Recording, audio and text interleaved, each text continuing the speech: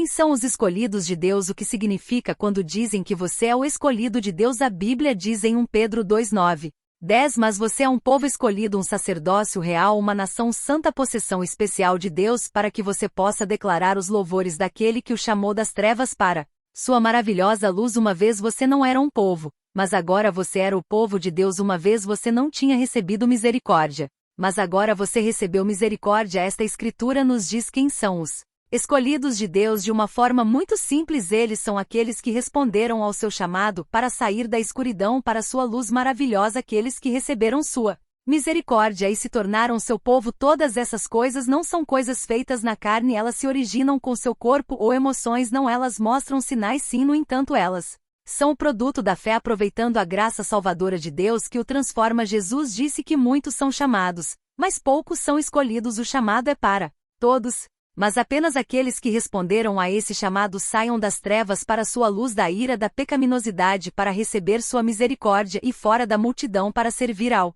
seu propósito especial para suas vidas. Estes são os chamados filhos escolhidos de Deus. Você recebeu Jesus como seu Senhor e Mestre, rendendo-se aos seus princípios e palavra como a mais alta autoridade em sua vida. Quando você faz isso, você pode não ver uma mudança física para provar que algo aconteceu, ou que você foi movido do domínio de Satanás para a família de Deus. No entanto, pela fé, Deus o incluiu espiritualmente e você se tornou seu escolhido. Deus também pode escolher você dentre seu povo para servir a um propósito especial neste mundo, pois, como tal, você se torna o escolhido de Deus para esse propósito. Por exemplo, ele disse sobre Jesus em Isaías 421, Aqui está meu servo a quem sustento, meu escolhido em quem me deleito. Colocarei meu espírito sobre ele e ele trará justiça às nações. Cada um de nós, como filhos de Deus, foi escolhido do mundo. Mas além que Deus ainda pode escolher você e eu para obras especiais de serviço para sua glória. Ao longo dos tempos, Deus sempre escolheu homens e mulheres para servir seus propósitos em suas gerações. Abraão e Sara foram escolhidos para serem os fundadores de um novo povo santificado a Deus em um mundo corrupto. José foi escolhido para ser o salvador de sua família e de inúmeras vidas. Moisés foi escolhido para liderar os israelitas para fora do Egito. Arão foi escolhido para se tornar o pai de sacerdotes de geração em geração. Josué foi escolhido para liderar os israelitas na terra prometida. Davi foi escolhido para governar a nação de Israel segundo o coração de Deus. João Batista foi escolhido para inaugurar o Messias Jesus. Quando você foi escolhido para fora do mundo do pecado ou entre o povo de Deus na luz, certas coisas começarão a acontecer em você. Essas coisas serão sinais de que você não é quem costumava ser e que agora você é o escolhido de Deus. O primeiro sinal de que você é escolhido por Deus é que você será separado. A Bíblia diz em 2 Coríntios 66:18 que acordo há entre o templo de Deus e os ídolos, para nós o templo do Deus vivo. Como Deus disse, eu viverei com eles e andarei entre eles, e eu serei o seu Deus e eles serão o meu povo. Portanto, saia deles e seja separado, diz o Senhor. Não toque em nada impuro, e eu os receberei e serei um pai para vocês, e vocês serão meus filhos e filhas, diz o Senhor Todo-Poderoso. Esse versículo não estava sendo escrito para os descrentes, mas sim para os crentes, aqueles salvos pela fé em Jesus. No entanto, a palavra estava mostrando a eles que eles teriam que viver uma vida separada, dedicada somente a Deus. O que significa ser separado? Significa estar cercado pelo Senhor, significa dar a Deus a propriedade da sua vida. Quando você é escolhido por Deus, você começará a perceber que se sente mais atraído para honrar a Deus com quem você é e o que você faz do que costumava ser. Você sentirá que tudo que Deus lhe dá não é seu, mas dele, e deve ser usado somente para seus propósitos. Você se considerará um vaso de Deus e não desejará nada que dê espaço ao pecado ou desonre a Deus em seu corpo. Isso também se aplica àqueles escolhidos para cumprir uma tarefa divina. Você não se encaixará mais como você costumava fazer. Em vez disso, você se sentirá diferente e atraído mais para a direção do chamado de Deus do que para a multidão. Por exemplo, Moisés provavelmente não sabia que Deus o havia escolhido para libertar os israelitas, mas ele sentiu um puxão dentro dele para fazer algo para ajudá-los. É claro que ele foi e matou um egípcio, o que o levou ao exílio do Egito, dando a Deus a oportunidade de prepará-lo nos próximos anos. Da mesma forma, um sinal de que você é o escolhido de Deus é que você não se encaixa mais e sente o desejo de seguir apenas a vontade de Deus para sua vida. Isso significa que você não se sentirá mais confortável praticando seu antigo modo de vida mais pecaminoso ou não, mesmo se você cair nele novamente. Você é rápido para assumir sua posição e se afastar de tudo que o fez cair em primeiro lugar. Colocar Deus acima de tudo em sua vida é um sinal de que você é escolhido. O segundo sinal de que você é o escolhido de Deus é que seu espírito o guiará e trabalhará através de você. Você vê quando Deus o escolhe, ele coloca seu espírito em você. Por exemplo, o que o fez nascer de novo foi porque o Espírito de Deus entrou em seu próprio espírito humano, trazendo com ele o muito vida do próprio Deus. A partir daquele dia você se tornou um filho de Deus pelo mesmo Espírito. João 1:12-13 diz ainda: a todos que o receberam, aos que creram em seu nome, ele deu o direito de se tornarem filhos de Deus, filhos nascidos não de descendência natural nem da decisão humana ou da vontade de um marido, mas nascidos de Deus. E em Romanos 8:14 acrescenta: para aqueles que são guiados pelo Espírito de Deus são filhos de Deus. O Espírito de Deus trabalhando em você ou através de você é um sinal de que você é escolhido por Deus. À medida que você cresce na fé através da obediência à palavra de Deus, você começará a se familiarizar com o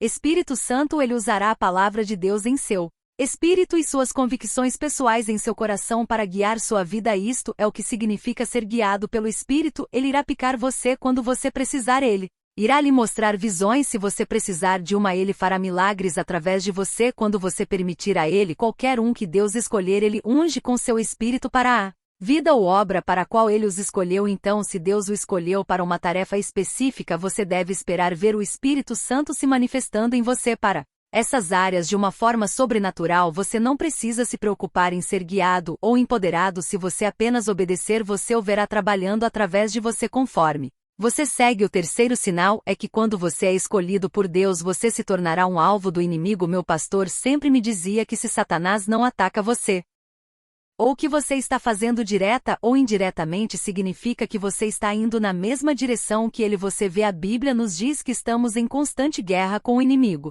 Isto é para manter a vitória de Cristo, não porque não temos a vitória. Isto é chamado de luta da fé. Você sabe, o inimigo foi derrotado por Cristo. Entretanto, ele agora tenta nos convencer de que não temos a vitória sobre ele e que não somos quem Deus diz que somos. É por isso que ele luta contra você com a escassez de doenças e outras provações. Mesmo quando a Bíblia diz que Cristo levou suas doenças e Deus provê todas as suas necessidades de acordo com suas riquezas e glória. Quando você está sob o domínio de Satanás, ele não precisa atacar você porque você é seu escravo. Entretanto, no momento em que você fica do lado de Deus e especialmente quando Deus o escolhe para o trabalho especial que ele está chamando você, o diabo irá atacá-lo. Quando você começar a ver desafios, especialmente contra um ato de obediência a Deus, saiba que é porque você foram escolhidos por Deus. O diabo tentou tentar Jesus para longe da cruz. Ele tentou impedir os israelitas de deixarem o Egito e de irem para a terra prometida. Ele tentou corromper Pedro, mas Jesus orou por ele. Ele podia dizer que Pedro tinha um grande destino e tinha sido escolhido por Deus para grandes coisas. Pense em Joseph, David, Moses e uma série de outros. Às vezes o que você enfrenta pode não ser um desafio, mas uma onda constante de tentações e pesos que o mantém lutando. Vícios, apegos, relacionamentos doentios, favores ímpios e assim por diante. Essas coisas geralmente começam como presentes inofensivos, mas logo são reveladas como a isca do inimigo para impedi-lo de cumprir o que Deus quer fazer de você. Este é um forte sinal de que você é o escolhido de Deus e é destinado a grandes coisas pela mão de Deus. Por último, mas não menos importante, o quarto sinal de que você é escolhido por Deus é que você receberá ajuda angelical. A Bíblia fala de anjos em Hebreus 1:14. Não são todos anjos ministradores, espíritos enviados para servir aqueles que herdarão a salvação? E acrescenta no Salmo 911:13, pois ele comandará seus anjos concernente a você para guardá-lo em todos os seus caminhos. Eles o levantarão em suas mãos para que você não tropece em nenhuma pedra. Você pisará no leão e na cobra. Você pisoteará o grande leão e a serpente. A ajuda angelical é a herança do Filho de Deus e especialmente daquele escolhido por Deus para sua tarefa. Eu sempre disse às pessoas que você nunca pode subestimar um homem que Deus escolheu. Deus pode intervir em sua vida a qualquer momento. Ele pode parecer desamparado, mas ele nunca ficará abandonado porque ele é escolhido por Deus. Deus sempre posicionará anjos para ajudá-lo. Esses anjos podem vir na forma de pessoas e até mesmo como espírito. Se a necessidade surgir, seu trabalho é mantê-lo seguro e suprir tudo o que ele precisa para ser quem Deus quer que ele seja. Se os demônios vierem até você como o escolhido de Deus, você não tem razão para temer. A vitória é garantida. Pode parecer o contrário. Mas você está fadado a ver a verdade eventualmente, embora não sejamos chamados por Deus para buscar sinais. Esses sinais são evidentes que não importa o que esteja acontecendo. Em nossas vidas fomos escolhidos por Deus e, como Pedro escreveu, somos encorajados e inspirados a ir e mostrar diante dos louvores de Deus através de nossas vidas o que acontece. Quando sua vida parece isolada de todos os outros, quando parece que não importa o quanto você tente ou quão bem-intencionado seu coração seja, você parece ser muito diferente, inadequado e às vezes até indesejado. Esta mensagem é a palavra de Deus para você. Há uma grande razão pela qual Deus está permitindo que você passe pelo isolamento do resto do mundo. Você precisa descobrir a beleza de ser separado. Ultimamente tenho olhado muito para o Antigo Testamento e quanto mais eu o estudava, mais eu entendia por quê o Novo Testamento não está completo sem o Antigo. O Antigo Testamento nos aponta para o Novo e o Novo Testamento cumpre tudo o que o Antigo revelou de uma forma prática. Eu pude ver que quando Deus começa a restaurar e curar seu povo, ele referenciou o fato de que eles podem ter experimentado isolamento antes. Isaías 60:15 é um bom exemplo. Embora você tenha sido abandonado e odiado sem ninguém viajando por mim, farei de você o orgulho eterno e a alegria de todas as gerações. É claro, neste caso em Isaías, o povo de Deus tinha sido isolado por causa de sua desobediência a Deus, mas agora seu isolamento estava mudando porque Deus os estava restaurando. No entanto, podemos ver que de alguma forma, mesmo no isolamento, Deus ainda vigia seu povo. Isso deve nos dar uma ideia de que, embora não encorajemos os crentes a se isolarem porque isso pode ser perigoso para sua fé na sobrevivência, existe a possibilidade de que o próprio Deus possa escolher separá-lo de tudo ao seu redor para aperfeiçoá-lo em áreas que você nunca imaginou. Agora existem diferentes tipos de separação. Há uma separação que é feita por você mesmo sob a influência de seus desejos pessoais, interesses carnais, que não é sobre Deus ou sua vontade. Provérbios 18:1 nos dá uma ideia sobre isso. Diz que aquele que voluntariamente se separa de Deus e o homem busca seu próprio desejo, ele briga contra toda a sabedoria sã. Há uma grande diferença entre quando você se isola e quando Deus o isola. Você vê, quando o diabo quer destruir um crente, ele primeiro convence o crente a se separar de outros crentes. A pessoa parará de ir às confraternizações da igreja e começará a evitar o contato com outros crentes, e mesmo quando eles encontram outros seus cristãos, eles evitam dar qualquer coisa. Eles não querem que ninguém faça parte de suas vidas. Pode haver muitas desculpas para fazer isso na superfície, mas a verdade é que eles estão sob um ataque que os faz desejar uma vida fora do círculo da fé. Portanto, a Bíblia diz em Eclesiastes 4:9-12: dois são melhores do que um, porque eles têm um bom retorno para seu trabalho. Se qualquer um deles cair morto, um pode ajudar o outro a se levantar. Mas tenha pena de qualquer um que caia e não tenha ninguém para ajudá-lo a se levantar também. Se dois se deitarem juntos, eles se aquecerão. Mas como um pode se aquecer sozinho?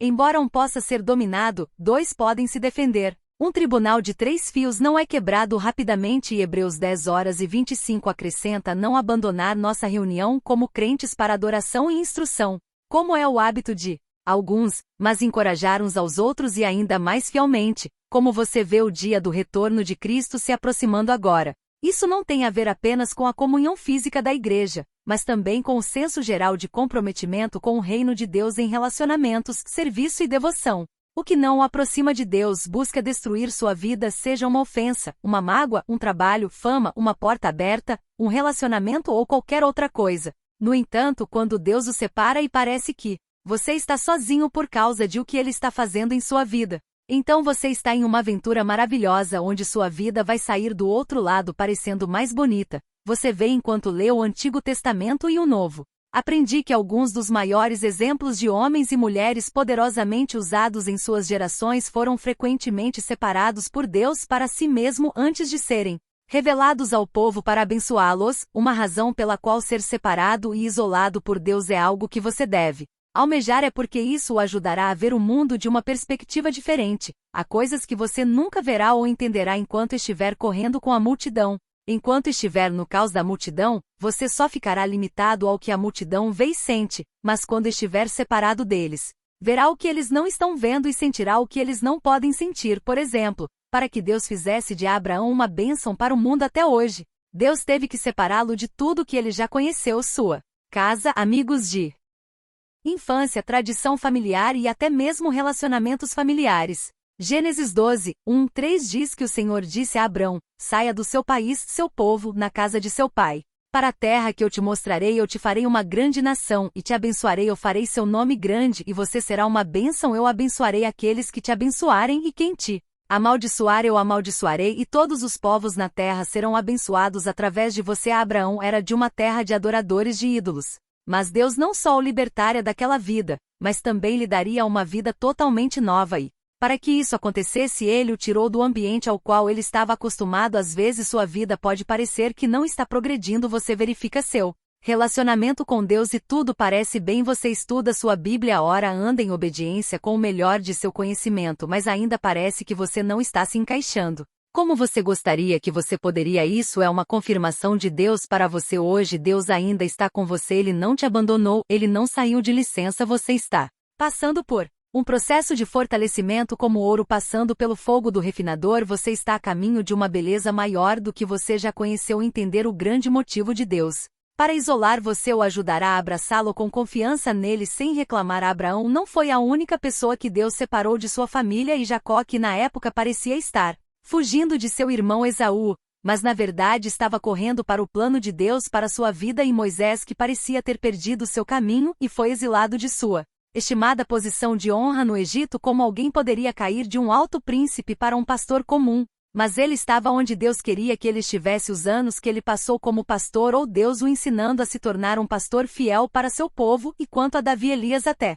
mesmo o próprio Senhor Jesus, para o grande apóstolo Paulo, cada uma dessas pessoas são exemplos perfeitos dados a nós pela Bíblia para que possamos ver e entender a beleza de estar separado por Deus. Você vê, estar separado por Deus pode parecer uma estrada solitária e pode colocar muitas restrições em você, provavelmente afetando sua vida social e oportunidades de relacionamento. No entanto, seu objetivo é servir a algo mais profundo do que qualquer coisa que este mundo pode oferecer. Por exemplo, quando Jesus ia nomear seus 12 discípulos a quem ele confiaria o ministério do reino, aqui foi o que ele fez. Marcos 3, 13, 15. Jesus subiu em uma montanha e chamou para ele aqueles que ele queria, e eles vieram até ele, e ele designou 12 para que eles pudessem estar com ele e que ele pudesse enviá-los para pregar e ter autoridade para expulsar demônios. Por favor, observe a progressão. Primeiro, o próprio Jesus subiu uma montanha, ele saiu do normal e subiu mais alto, então ele chamou aqueles que ele queria e eles vieram até ele. Entenda isso enquanto nós pondere essas palavras por um momento. Quando Deus te chama para longe da multidão, ele não te chama para envergonhar você, te machucar ou te destruir. Sim, pode doer escalar a montanha, pode ser uma estrada difícil. Manter os padrões de seu chamado em sua vida pode custar coisas. Quando você olhar para o final, você verá e entenderá que seus planos eram para o bem, e que era melhor que essas coisas fossem deixadas para trás. Você pode ver que ele não os estava chamando para desperdiçar seu tempo, mas para torná-los algo especial. Apóstolos, líderes, homens de autoridade. Espere um segundo, mas esses eram homens comuns, pescadores, fanáticos, cobradores de impostos, mentirosos, trapaceiros. Ainda assim ele os estava separando para torná-los algo melhor do que eles. Não é incrível? Mas tudo isso só poderia acontecer na encosta da montanha, não entre a multidão. Eles não aceitaram ir até ele, eles teriam permanecido os mesmos. O chão pode ser confortável, meu amigo, mas você nunca conhecerá uma experiência. Experimente a beleza do topo da montanha, enquanto permanecer no sopé da colina. Esses 20 homens comuns seriam capacitados para expulsar demônios e teriam autoridade sobre demônios e demônios. Pedro cresceria para que sua sombra curasse os doentes, e um breve sermão converteria milhares de almas em um evento. Esses não são resultados que a inteligência humana pode produzir. Eles são simplesmente a beleza de ser separado e aperfeiçoado pelo Deus que foi capaz de fazer algo do nada, alguém de ninguém, e hoje ele está enviando a você essas palavras. Abrace a vida definida. Você não é como todo mundo, você tem um destino, um chamado. Em uma vida que é diferente, mas projetada para a glória de Deus. Pode não ser a vida mais confortável, mas se Deus estiver por trás dela, ela se tornará mais bela. Comprometa-se e suporte qualquer processo que ele possa estar levando você. Hábitos quebrarão medos, passarão fome, e seu verdadeiro tesouro interior se manifestará. Porque Deus o isolou para purificar e embelezar sua vida. Eu costumava me perguntar muito antes de aceitar Jesus como meu Salvador e Redentor pessoal se isso era tudo o que tínhamos para esperar. O que aconteceria comigo se eu morresse? O que aconteceria comigo se eu fosse julgado naquele dia? Costumava me preocupar muito, o medo de não saber o que aconteceria depois que eu deixasse este planeta? A conversa interna se tornava exaustiva às vezes e a única maneira de descrever isso é que parecia que eu estava sufocando. Eu me sentia como se estivesse me afogando em uma piscina de água e descobri uma tábua de salvação nas profundezas dos meus próprios pensamentos e a Bíblia era essa tábua de salvação. Ela me apresentou aos grandes homens e mulheres que serviram a Deus fielmente e receberam sua recompensa a certos sinais inequívocos, algumas coisas óbvias que mostram que um crente foi redimido e está a caminho do céu. Eu não acho que Deus nos deixaria adivinhando sobre se ou não chegaremos ao paraíso. Você pode argumentar comigo que não pode ter certeza de que irá para o céu antes de morrer, mas isso não é verdade. Enquanto na terra homens e mulheres na Bíblia estavam cientes de que estavam a caminho do céu, Jesus Cristo sabia que iria para o céu. Ele prometeu preparar um lugar para nós na mansão de seu pai Davi, o maior rei de Israel sabia que iria para o céu. O apóstolo Paulo sabia que iria para o céu, e assim por diante. João 14:2 diz que há muitos cômodos na casa de meu pai. Eu não teria dito a você que estou indo para preparar um lugar para você. Eu seria salvo. É o primeiro indicador de que você certamente irá para o céu. A salvação é um presente da graça que vem do Deus de toda graça e está disponível para todos. O dom da salvação de Deus é completamente gratuito. A salvação é um presente merecido e um presente eterno do Senhor do Universo para o homem caído e flui das riquezas esmagadoras de sua graça excepcional que é encontrada em seu amado Filho Jesus Cristo. Este presente da salvação vem do coração paterno de um Deus amoroso que entendeu que sem o enorme e custoso presente de seu Filho unigênito, a raça pecadora da humanidade caída enfrentaria uma eternidade perdida. Efésios 28:9. Pois é pela graça que vocês são salvos por meio da fé, e isso não vem de vocês, é dom de Deus, não por obras, para que ninguém se glorie. Creia no Senhor Jesus Cristo e você será salvo. A Bíblia diz que somos justificados, salvos, redimidos, declarados justos, posicionados em Cristo, vestidos em sua justiça, habitados pelo Espírito Santo e recebidos por uma série de outros benefícios sobrenaturais e eternos simplesmente por crer na obra consumada de Cristo no Calvário. Pois ele morreu por nossos pecados de acordo com as Escrituras, foi sepultado e ressuscitou de acordo com as Escrituras. Vamos nos aproximar do altar da graça com humildade, entendendo que somos justificados pelo sangue de Jesus, não por nossas ações, dignidade, mérito, religiosidade ou qualquer outra coisa. Jesus não é meramente o caminho para o Pai, ele é o único caminho. É somente por meio de Jesus que podemos ir para o céu. Um crente que aceitou Jesus irá colher a recompensa completa. O homem é completamente destruído pelo pecado e a única maneira de ter uma conexão verdadeira com Deus é por meio da expiação de Jesus Cristo. O único caminho de volta a Deus é pela cruz de Jesus Cristo.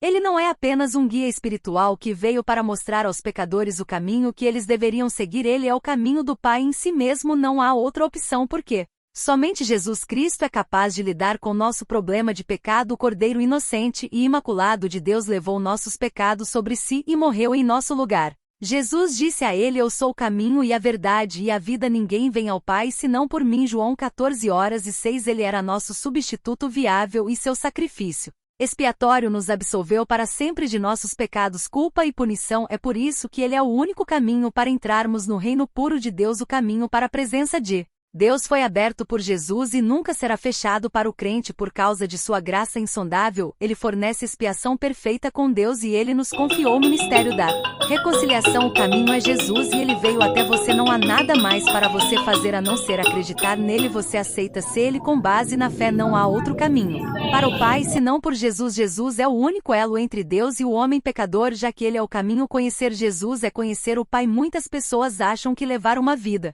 moral as levará ao paraíso, mas este não é o caso. Moralidade e salvação não são sinônimos. O dom da salvação de Deus é um presente gratuito que só pode ser recebido pela fé. Embora sejamos salvos para fazer boas obras, não podemos ser salvos somente por nossas boas obras. Se você não entregou sua vida a Jesus Cristo, você não tem permissão para entrar no reino dos céus. Você não tem permissão para entrar no céu. Um homem não pode ver o reino de Deus até que ele nasça de novo de acordo com Jesus. Então a primeira indicação, a primeira prova é que eles devotaram suas vidas a Cristo. Este é um sinal de que você irá para o céu, e assim que eles dedicam suas vidas a Cristo, eles começam a mudar. Muitos indivíduos hoje chegaram a conclusões sobre o que eles acreditam que deve ser feito, como o jovem governante rico que acreditava que ele estava qualificado para entrar no reino dos céus. Depois de ouvir sobre isso e seguir todas as religiões, princípios, ele não tinha ideia de que o reino dos céus é um lar pronto Para pessoas prontas é a nossa paciência em carregar a cruz que é a nossa responsabilidade que nos leva ao paraíso, não a nossa reivindicação de justiça. Todos os seguidores de Cristo são solicitados a preparar seus ombros para a árdua tarefa de carregar a cruz como Cristo fez, pois isso será uma prova de sua preparação para finalmente entrar paraíso. É uma indicação de que você irá para o céu se for um servo sincero de Deus. João 12:26. Quem me serve deve seguir-me, e onde eu estiver meu servo também estará. Meu Pai honrará aquele que me serve. Observe que neste versículo Cristo está se referindo ao céu quando ele diz e onde eu estiver meu servo estará. Ele está nos prometendo que estaremos com ele no lado direito do Pai se o servirmos. Ele nos garantiu que Deus nos honrará se servirmos a terra. De que grande honra ele está falando! Se não céu, seremos perseguidos neste mundo enquanto tentamos espalhar o Evangelho. Mas nos disseram para não desistir porque nossa recompensa está chegando. Seremos honrados. Devemos permanecer firmes em nosso serviço à sua missão. Temos um adversário implacável que está tentando afundar nossa confiança na bondade de Deus. Seu método é semear sementes nas mentes de todos os crentes, causando suas vidas serem infrutífero e indigno do Senhor que os comprou. No entanto, as provações e sofrimentos que o inimigo usa para abalar nossa confiança podem ser usados como um catalisador para aumentar nossa fé em Deus se continuarmos em seu poder suficiente, pois isso traz honra ao nosso Pai Celestial e uma recompensa eterna para aqueles que suportam pacientemente. Tiago 1:12 diz que bem-aventurado é o homem que suporta as provações, porque quando ele passar no teste, receberá a coroa da vida que ele prometeu àqueles que o amam. Não temos força para permanecer firmes neste dia escuro por conta própria, mas Cristo prometeu que sua graça será suficiente. Não seremos jogados como uma onda espumosa e um mar de dúvidas se permanecermos nas belas promessas de Deus e permanecermos enraizados na realidade de sua santa palavra. É fundamental que os crentes estejam enraizados e baseados em Cristo, em vez de confiar em sua própria suficiência e poder, independentemente de seu nível socioeconômico. Pessoas ricas nunca devem colocar sua confiança em sua riqueza. Em vez disso, devem colocar sua confiança no Senhor de todo o coração e não confiar em seus próprios recursos. Da mesma forma, o homem pobre nunca deve perder de vista o fato de que Deus nos forneceu tudo o que precisamos para a vida e a piedade e que fomos abençoados com todas as bênçãos espirituais por meio de Cristo, pois aquele que está em nós é maior do que aquele que está no mundo. Os obstáculos que encontramos na vida podem nos fazer tropeçar e nos encorajar a duvidar e nos desesperar, mas o homem que persevera diante da adversidade é abençoado. Vamos agradecer a Deus e nos esforçar para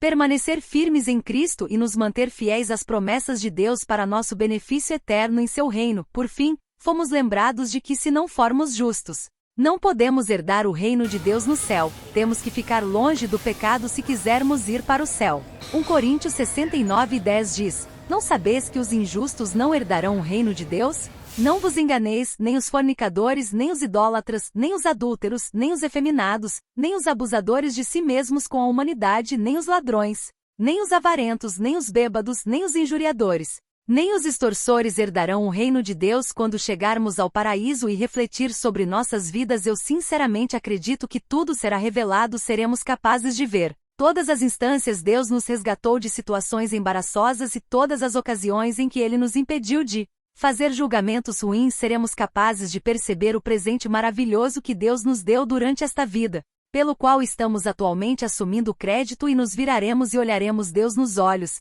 percebendo que era realmente Ele. É verdade que Ele estava presente o tempo todo. Ele foi quem te pegou quando você estava mais fraco. Ele foi quem te deu força para lutar contra o diabo e ascender ao céu. Você sabia que uma das razões os crentes lutam com coisas como depressão e solidão porque eles não aceitaram o fato de que há uma estação em que você deve caminhar sozinho? Você não pode escapar dela se estiver indo na direção certa, especialmente quando estiver alinhado com o propósito e os planos de Deus para você. Chegará um momento em sua vida em que você deve caminhar sozinho. Você não pode pular ou então não obterá o resultado que esta estação pretende alcançar em sua vida. Filho de Deus, nossas vidas são feitas de estações e tempos. Cada uma dessas estações nos leva de uma fase para outra, onde ganhamos experiências à medida que progredimos firmemente para a perfeição do projeto final de Deus para nós. Quando você ignora que esses tipos de estações existem, você é mais propenso a viver sua vida odiando todos que não estão lá para você enquanto você passa por essas estações.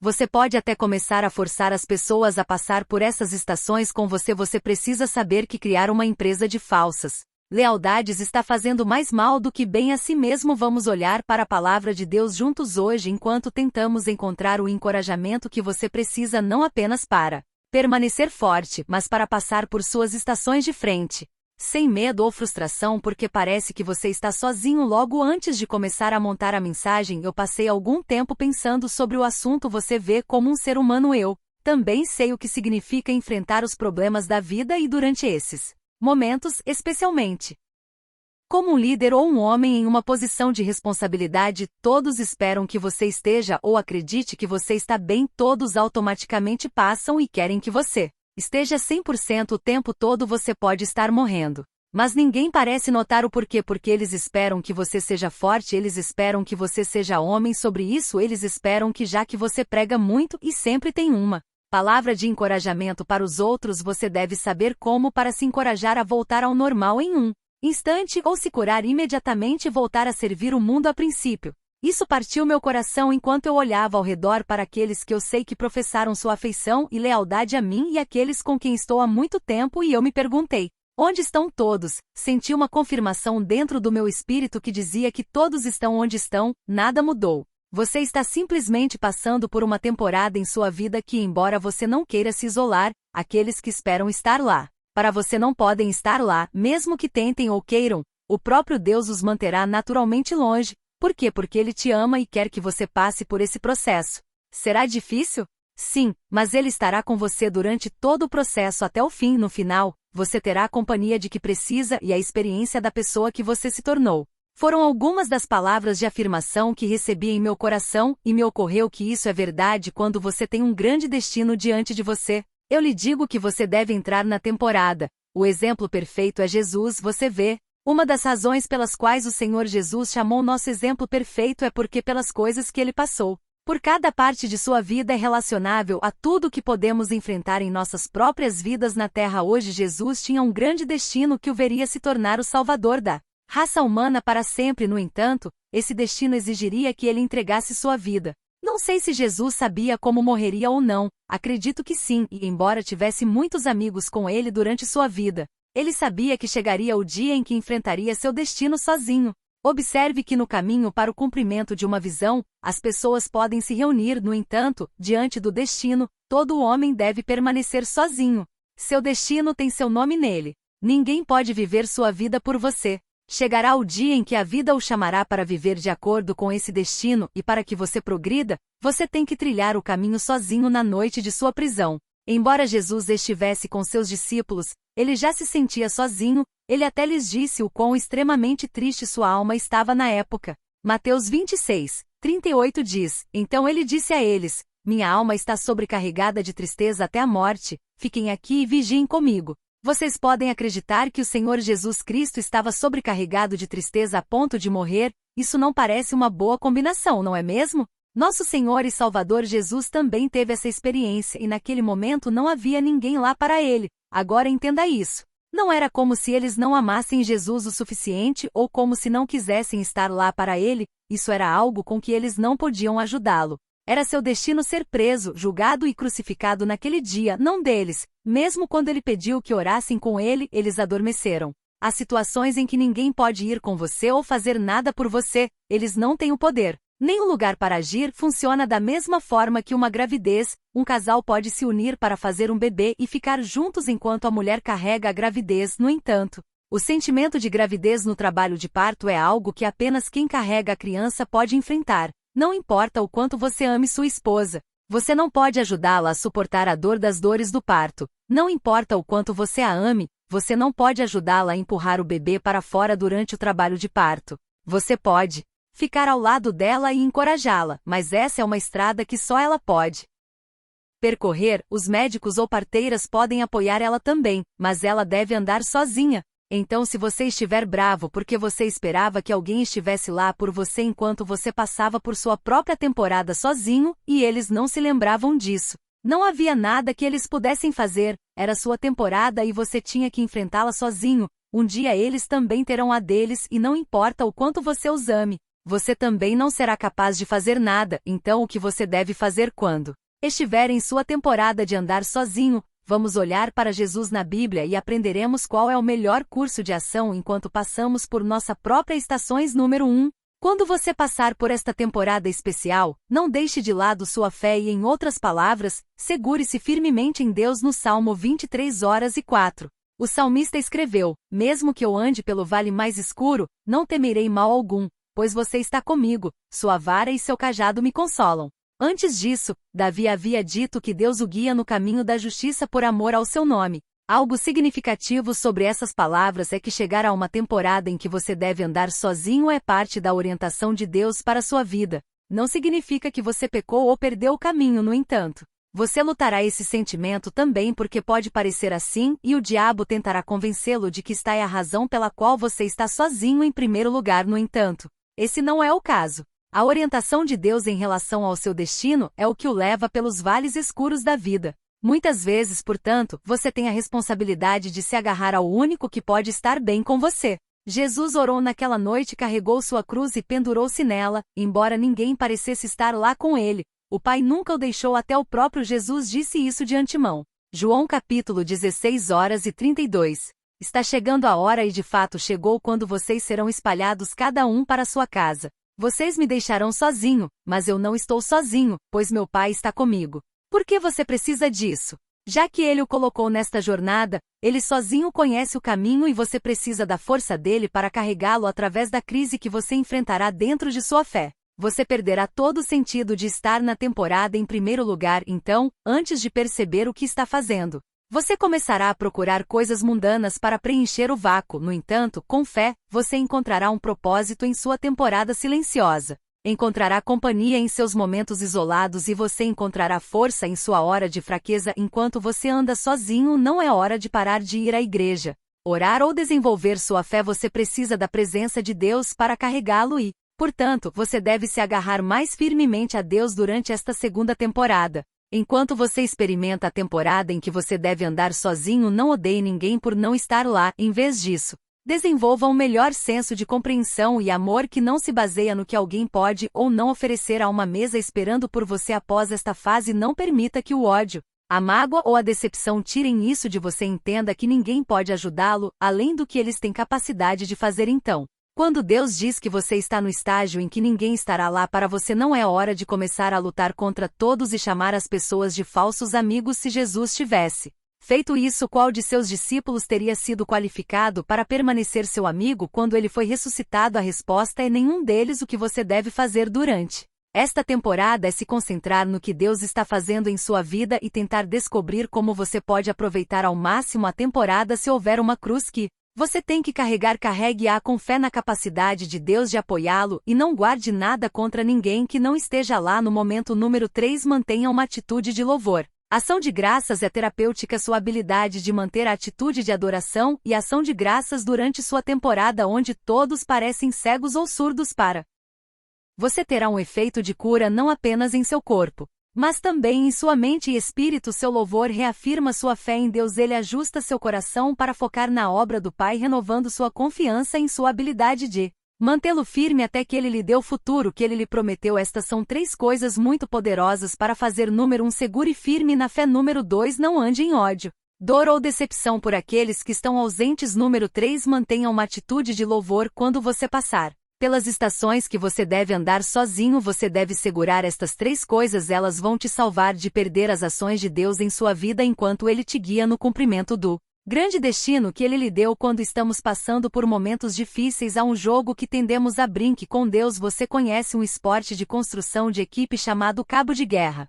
Esse jogo envolve 2 equipes que puxam pontas opostas de uma corda. A equipe vencedora é aquela que puxa com mais força, fazendo com que a equipe adversária cruze a linha no meio. A corda é uma metáfora para nossas batalhas. Enquanto você e Deus estão em lados opostos, Deus está puxando esse assunto, dizendo para você deixar ir para que ele possa cuidar disso. No entanto, você está desesperadamente se segurando a ele porque acha que pode vencer essa provação sozinho. Você pode não perceber, mas esse é um cenário frequente em nossa vida cotidiana. Fazemos de tudo para permanecer no controle de nossas lutas, para permanecer no lado vencedor. Fazemos isso tanto para ignorar a capacidade de Deus de lidar com o problema para nós. Nós puxamos a corda continuamente, o que também nos afasta dele. Essa é realmente a estratégia que queremos? Deus não quer que você esteja do outro lado. Se você realmente o conhece, não há uma única escritura que sugira que você está em uma competição com Deus. Minha pergunta agora é por que você está dando as costas a ele por causa de uma batalha pela qual está passando. Alguns animais são conhecidos por se escondem quando não estão se sentindo bem. Eles se isolam porque se seus predadores descobrirem que estão doentes, isso os torna presas fáceis. Eles não conseguem se proteger, então se escondem e sofrem sozinhos. A grande coisa sobre nós, humanos, é que sabemos melhor. Sabemos que devemos buscar ajuda quando precisamos. Sabemos que não podemos sobreviver a tempos difíceis sozinhos, mas às vezes nos escondemos de Deus. Embora Ele seja nosso maior aliado, é verdade que nos distanciamos dele. Podemos ser tão atraídos pela ilusão de controle que preferimos descobrir tudo sozinhos. Uma das razões pelas quais fazemos isso é porque Deus tende a ficar em silêncio, mas isso não significa que você está sozinho quando clamamos a Deus. Estamos principalmente desesperados. Isso nos torna tão ansiosos e expectantes por uma resposta. Automaticamente procuramos por sinais e mudanças para confirmar se Deus realmente nos machucou. O problema é que Deus não trabalha dessa maneira. Ele prefere trabalhar em silêncio, pois é assim que ele testa sua fé nele. A Bíblia é uma manifestação de sua garantia verbal. Sua palavra é algo em que você pode confiar a qualquer hora e em qualquer lugar. Deus opta por ficar em silêncio para você praticar o hábito de confiando em sua palavra. Acredite ou não, a Bíblia é seu plano de batalha. Hebreus 4:12 nos diz: a palavra de Deus é viva e ativa, mais afiada do que qualquer espada de 2 gumes. Ela penetra até dividir alma e espírito juntas e medula. Ela julga os pensamentos e atitudes do coração. Muitas vezes sentimos que o silêncio de Deus significa que ele está inativo, nos sentimos abandonados e negligenciados. No entanto, a verdade é que o movimento de Deus, o movimento é silencioso e nos detalhes. 1 Pedro 5:6 diz: humilhem-se, portanto, sob a poderosa mão de Deus, para que no tempo próprio ele possa exaltar música. Esse é o tempo próprio, meu amigo. Você precisa aceitar que nosso tempo desejado não é o melhor, mas só porque seu tempo não é seguido não significa que nada está acontecendo. Acredite em mim, mesmo neste exato momento Deus está trabalhando algo em sua situação, está mudando. Você não está em uma sala de espera ou em espera. Seu bem-estar é sua prioridade. No momento em que você sentir que está sozinho, abra a Bíblia e deixe-o afirmar isso. Nunca desanime pelo silêncio de Deus. Isso significa apenas que ele está 100% focado em lutar sua batalha. Dê uma volta pela estrada da memória e lembre-se dos momentos em que ele falhou com você. Deus nunca o deixou para se defender sozinho. Você chegou até aqui, meu amigo, e é tudo por causa da graça inflexível de Deus. Olhe para os desafios que você enfrentou. Sempre que encontramos uma provação, sentimos como se fosse a mais difícil. Mas o que deixamos de considerar é que cada desafio se torna mais difícil porque estamos sempre nos tornando mais fortes e melhores. Deus não nos dá apenas problemas e nos deixa sozinhos para sobreviver. Nosso Deus não é assim. Quando Deus fez de Adão um companheiro, ele revelou que é insuportável para ele ver um ser humano lutando sozinho. É também por isso que ele nos concedeu o Espírito Santo em Romanos 5:5, e a esperança não nos envergonha, porque o amor de Deus foi derramado em nossos corações por meio do Espírito Santo que nos foi dado. Sua presença está dentro de nós. Isso não lhe traz conforto. As pessoas dirão que sempre estarão lá para você, mas em alguns casos elas não conseguem realmente cumprir essa promessa. Elas o deixam lutando quando você menos espera. Mas eu quero você entenda que Deus nunca faça isso com você. Você não é diferente de Jacó, Josué, Davi e todos que conquistaram com sucesso com a ajuda de Deus. Deus te ama tanto quanto ele os amou. Então acredite em mim quando eu digo que ele te transformará em um vencedor. Deuteronômio 3:18 declara que o próprio Senhor vai à sua frente e estará com você. Ele nunca te deixará nem te abandonará. Não tenha medo, não desanime. Esta mensagem é para você segurar sempre que precisar. A música: quando você deixa Deus te levar através de uma batalha, submeta-se sem reservas. Isso é algo que a maioria dos humanos, até eu, somos culpados. Dizemos a Deus que estamos deixando esse problema de lado, dizemos que confiamos nele, afirmamos que estamos levando essa preocupação até ele. No entanto, na maioria dos casos, nossos dedos ainda estão de alguma forma agarrados a essa questão. O problema conosco é que podemos ser teimosos até mesmo em pedir ajuda. Gostamos de ser ajudados em nossos próprios termos. Deus pode estar ajudando você com um problema em sua vida amorosa, mas você está com muito medo de Seguir em frente ele pode estar lhe dando maior avanço em sua carreira, mas você está muito devastado pela porta que Deus fechou para esta oportunidade de agir. Você entendeu meu ponto se ele quer levá-lo à linha de chegada, mas você está se segurando. Então como você tentará triunfe? Jó 22:21 diz: submeta-se a Deus e você terá paz, então as coisas irão bem para você. Você tem que deixá-lo assumir as rédeas, remova cada grama de orgulho em seu coração e deixe o Senhor lutar por você. A resistência potencialmente sabotará os planos de Deus que são do seu melhor interesse. A submissão também significa pedir o apoio de Deus em toda a extensão. Sabemos que nosso Pai é um doador generoso, mas quando ele sente que você não está esperando muito dele, isso pode parecer um insulto. Imagine isso. Um homem cego orava a Deus todos os dias pedindo a ele para fazer um milagre e deixar um de seus olhos ter visão em cada oração. O cego dizia: por favor, cure um dos meus olhos. Apenas um é o suficiente para mim. Posso economizar para a cirurgia do outro. O que você acha que Deus teria sentido sabendo que ele provou seu poder para todos desde o início dos tempos? Mas a fé deste homem cego estava limitada a ele curar apenas um de seus olhos. Pense do que você está passando agora e seu pedido a Deus é este: o quadro completo do que você precisa. Esta oração reflete o que você realmente deseja, porque senão, então fala muito sobre a quantidade de fé que você tem nele, como dito em Mateus 17:20, e ele disse a eles: por causa da pequenez da sua fé. Pois em verdade eu digo a vocês, se vocês tiverem fé do tamanho de um grão de mostarda, vocês dirão a esta montanha: mova-se daqui para lá, e ela se moverá, e nada será impossível para vocês. Se vocês precisarem mover uma montanha, peça a ele força para mover mais de uma. Não limite seu pedido, submeta seu coração e alma a ele. Desta forma Deus saberá que você tem fé incomparável nele, ele saberá que você acredita no poder infinito que ele possui. Deixe esta escritura-chave em Marcos 11:22-2 ser o seu fundamento. E Jesus respondeu a eles: tenham fé em Deus. Em verdade eu digo a vocês, quem disser a esta montanha: seja levantado e lançado no mar, e não duvidar em seu coração, mas crer que o que ele diz acontecerá, será feito por ele. Portanto eu digo a vocês, tudo o que vocês pedirem em oração, acredite que você recebeu e será seu. E sempre que você estiver orando, perdoe se você tiver algo contra alguém, para que seu Pai que está no céu também possa perdoar suas ofensas. Você sabia que no livro de Gênesis Jacó realmente lutou com Deus? Como uma forma de provar sua fé, Jacó estava pronto para começar uma nova vida em um novo lugar. Mas ele ouviu que Esaú estava prestes a lançar um ataque contra ele com um exército. Mais tarde naquela noite um homem lutou com ele por horas. Jacó suportou a luta e estava perto de perder, mas se recusou a desistir a menos que o estranho o abençoasse. Ele deve ter notado que este estranho não era um homem comum, seu oponente. Então disse a ele que seu novo nome seria Isaque, o que significa que Jacó lutou com Deus e os humanos e foi vitorioso. No dia seguinte Isaque foi incrivelmente abençoado e afirmou que encontrou Deus cara a cara. Ele foi fiel o suficiente para exigir ajuda e não deixar ir. Quando você está enfrentando uma batalha, você deve estar espiritualmente lutando com Deus, não com o propósito de dominá-lo, mas porque você quer mostrar ao Senhor que você não está desistindo de nada. Clame a Ele e nunca pense que você pode sobreviver sozinho. Você não foi feito para correr a corrida da vida sozinho. Respire ar fresco e se afaste do ambiente negativo de controle e estresse. Estou lhe dizendo isso com a maior confiança. Não importa o que você esteja passando agora, Ele está com você.